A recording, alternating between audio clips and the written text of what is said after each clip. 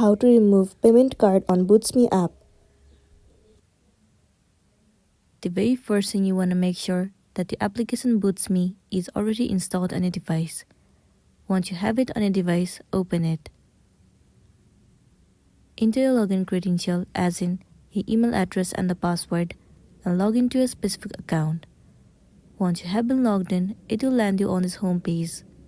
Now what you want to do is head over to My Boots at the bottom right corner of the screen. The option of payment cards will be visible to you.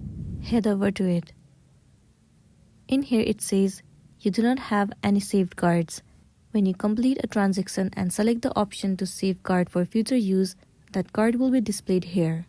So if you have completed a transaction, then the card will be available in this page. Once you find that card, click on it.